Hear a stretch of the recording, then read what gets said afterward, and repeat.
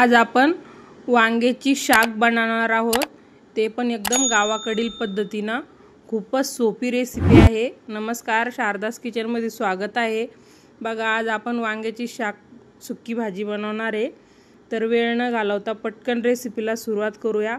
त्या अगोदर व्हिडिओला अजून लाईक केलं नसेल तर लाईक करा, चॅनलला सबस्क्राइब करा।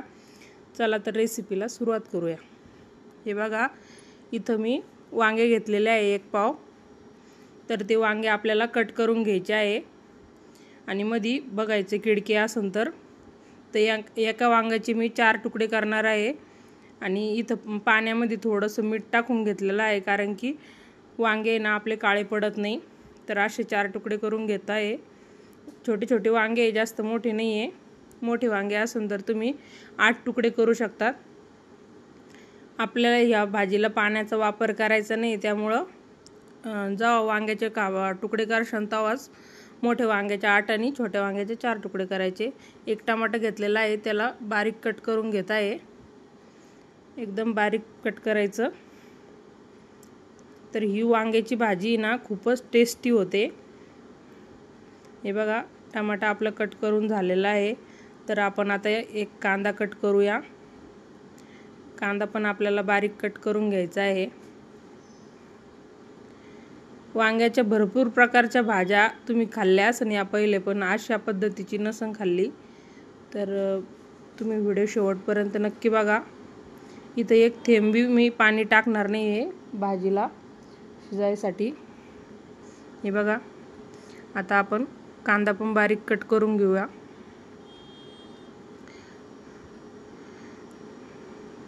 तुम्ही जर खाल्लेले असन या अगोदर तर कमेंट करून मला नक्कीच सांगा।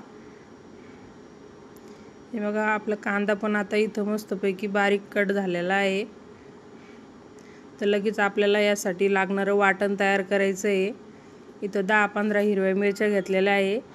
मिरचीचं प्रमाण तुम्ही तुमच्या आवडीनुसार कमी जादा करू शकता। 1 लसणाची कांडी घेतलेली आहे, बारीक करून घेतली मिक्सरमध्ये, वाटण तयार करून घेतलं। इथं 1.5 पळी मी तेल टाकलेलं आहे। अर्धा चमचा मोहरी चांगली तडतडली का अर्धा चमचा जिरे टाकलेले आहे। त्यानंतर कांदा आपल्याला हलकासा कलर थोडासा चेंज होऊन द्यायचा आहे, जास्त लाल होऊन द्यायचं नाही, डार्क। कढीपत्ता टाकून द्यायचा। बघा, मस्तपैकी कांदा परतत आला का लगेच आपल्याला टमाटर टाकायचं आहे।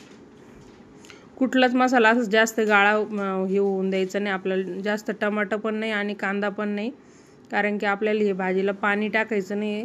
त्यामुळे त्यातल्या त्यात एकदम व्यवस्थित परतले जाते। आता आपण जे वाटण तयार करून घेतलं होतं हिरव्या मिरचीचं, ते पण टाकून द्यायचं आणि 2-3 मिनटं त्याला चांगलं कच्चापणा निघून गेला पाहिजे त्याचा, असं परतून घ्यायचं। असं मस्त वास सुटतो। थोडीशी हळद टाकायची। कुठल्याही मसाल्याचा वापर करायचा नाही आपल्याला याच्यात। एकदम साधी सिंपल भाजी बनवणार आहे आपण। लगेच वांगे टाकून द्यायचे सगळे। बघा, वांगे काळे पडले नाही, मीठ टाकल्यामुळे वांगे काळे पडत नाही। आता चवीनुसार मीठ टाकून घ्यायचं आणि आता याला चांगलं मिक्स करायचं। बघू शकता तुम्ही, एकदम व्यवस्थित मिक्स करायचं। आता आपल्याला याच्यावर आहे ना चांगलं मिक्स झाल्याच्या नंतर झाकण ठेवून द्यायचं आहे। 5 मिनिटासाठी झाकण ठेवायचं।